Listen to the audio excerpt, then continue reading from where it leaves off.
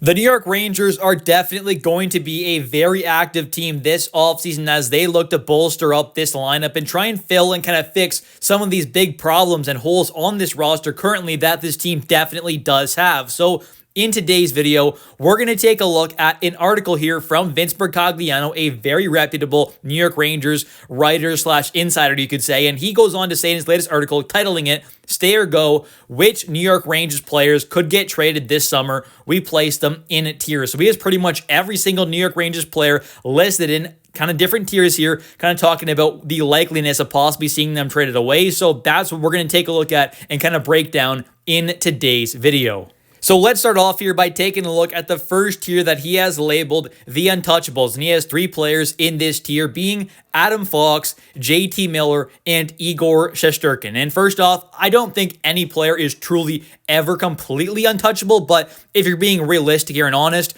there's a very, very good chance that we don't see, Adam Fox, JT Miller, or of course Igor Shesterkin, either one of them traded away, as this team is in a kind of not full on kind of win now mode, but from what everything I've kind of seen and heard and the moves that have been made this past season and, so far into this offseason with the guy being hired like Mike Sullivan, to me, that obviously tells that the Rangers are trying to be a competitive team next season. So you're obviously not going to trade away your best defenseman, arguably your most valuable or best forward in JT Miller, all around wise. Obviously, Panarin best offensively, you could say, but all around wise in importance to the forward core, you could definitely argue JT Miller.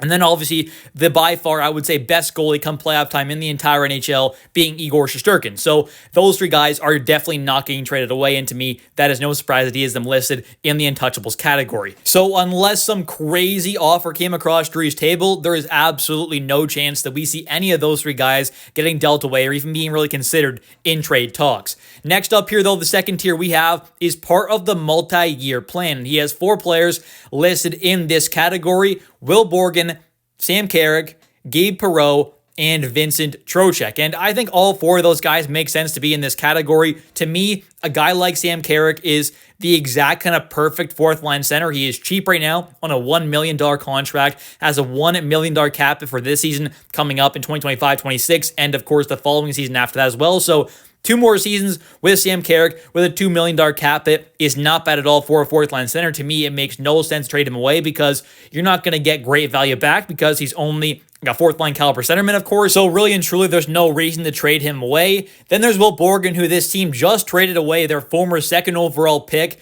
to obviously acquire during this past season there with the Seattle Kraken. They made that trade, sending Kaapo Kakko over to the Kraken there for Borgen and a 3rd and 6th round pick. They also handed out Borgen a decent little extension. So to me, it definitely seems very unlikely that he'll get dealt away, as I would imagine Chris Drury clearly likes the guy, as he did go out there and, like I said, sent away the former second overall pick being Kakko and also end up giving him a new extension as well. So I would definitely imagine the Rangers like Will Borgen quite a bit and want to have him around at least for the near future. Next up here, we've got Gabe Perreault in the same tier, of course, and Gabe is currently the top prospect on the Rangers, so I would imagine this team wants to keep him around. Now, the only way, of course, he could get dealt away is in a package for a, I would say, kind of, true star caliber player. So maybe something like that does happen, which I think it's possible. This team is going to be active, like I talked about. They're going to be looking to make trades. They're going to be looking to add in some star slash, superstar caliber guys. So maybe someone like Gabe Perreault, if it is, via trade, not via free agency, you might have to give up a guy like Gabe, although they might look to give up a guy like a Brett Berard or a Brendan Othman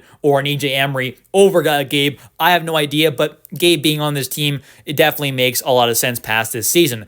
Then you've got, of course, Vincent Trocheck there, who is still on that nice, good contract, more than team-friendly. So, in my opinion, obviously, you want to keep this guy around there, as him and JT Miller are a good kind of 1-2 punch. They're both solid two-way centermen, can help contribute offensively, defensively, both play with a bit of an edge to their game as well. So I think both all-around great centermen, having that kind of 1-2 punch is very nice. So, of course, you're going to keep Trocheck around as his team is still looking to compete for that cup. The next tier that he has listed is plan to re-sign, which includes 3 different RFA forwards, being Will Cooley, Adam Edstrom, and Matt Rempe. All 3 of these guys I want to see on this team kind of long-term.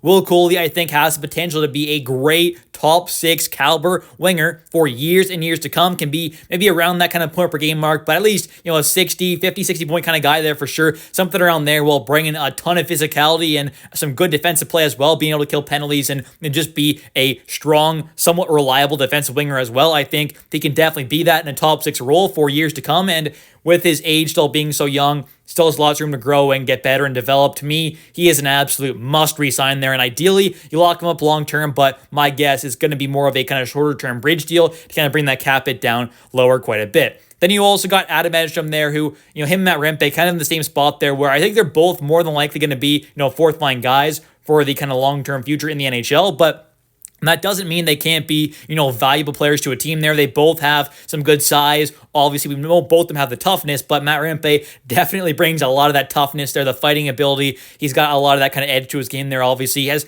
really kind of worked on his all-around game as well. Looks like he got better just in his all-around kind of game, skating-wise, especially with the puck there, passing, defensively. So I think if he can continue to kind of take those steps forward, him and Edstrom there, they can be a great kind of wing duo there on that fourth line for many years to come. And like I said, I definitely want to see all three of these guys, Cooley, Edstrom, and Rempe, both re-signed with this team at some point this summer. The next tier he has is on the block, and he has, of course, Chris Kreider and Keandre Miller, two players who I definitely would imagine the Rangers are looking to actively take calls on or actively kind of searching to potentially make a trade happen. I think trading away both of these players could be what's best for this team.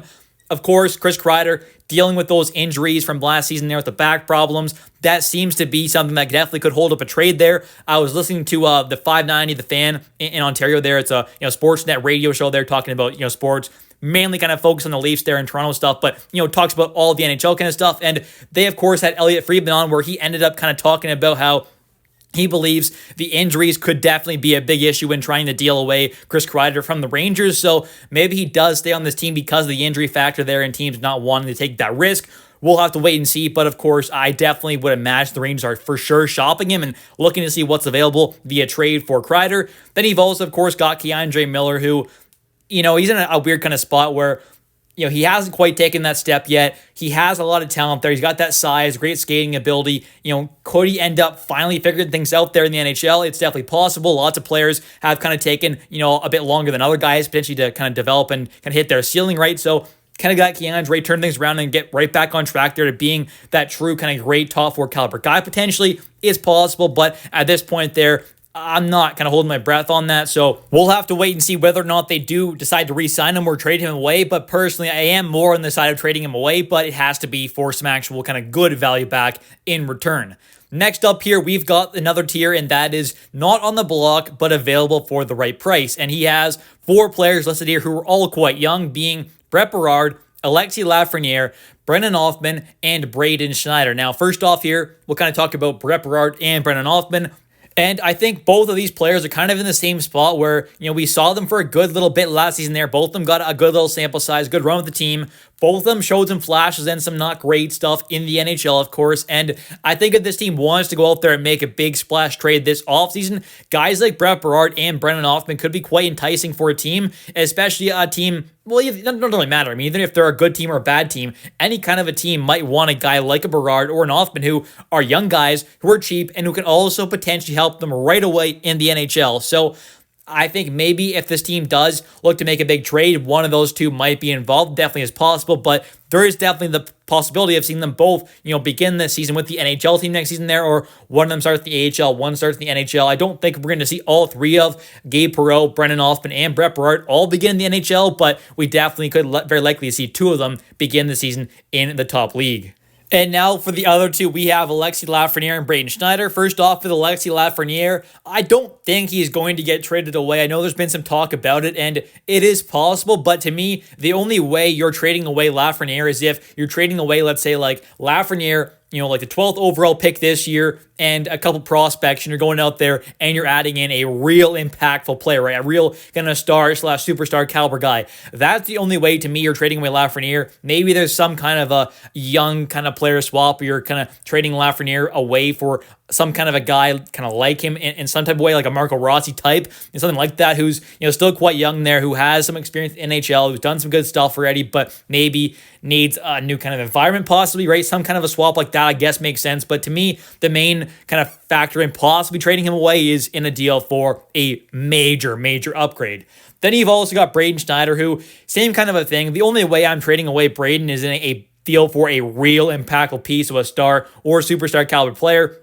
Otherwise, I would much rather just hold on to him because I think Braden and Alexi, kind of in the same spot there, where I would say they're two, good quality young NHL players, and I think both of them have some more room to grow in their game, of course, and both of them could potentially be available for the right price, and I definitely think that makes a lot of sense there and kind of why they're in this tier, because they're not guys who I think have to be locked into this franchise, but you're not trading them away for peanuts. You need to get back an actual really great piece. So, like I said, to me, the only possible way to even think about trading away Lafreniere or Braden Schneider is in some type of package for a real superstar caliber guy.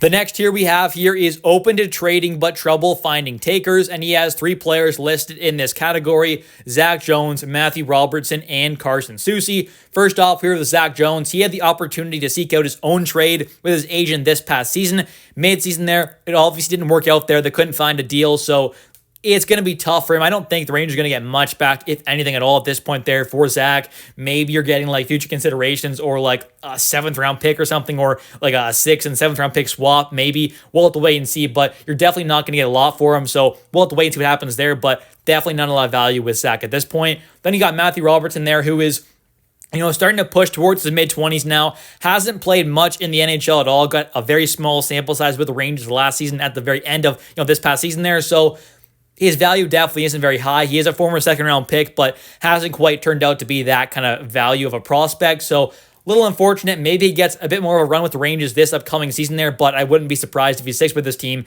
and starts up next season there in Hartford with the Wolfpack. And then you got Carson Soucy there, who has 1 more year left with a $3.25 million cap hit. To me, you're going to look to trade him away probably, but it might not be the easiest thing there after having a very disappointing and not good run of play with the Rangers after he was traded for around the trade deadline. So we'll have to wait and see there. I wouldn't be surprised if the Rangers try and trade him away, but they might end up getting stuck with him for the rest of this upcoming season, as he has 1 more year left with a cap hit of $3.25 million.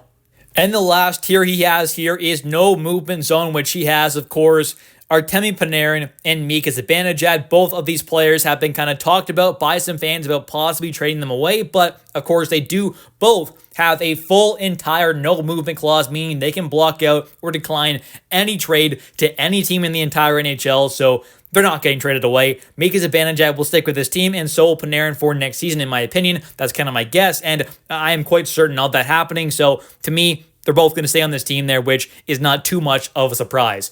Anyways, that's going to do it for today's video.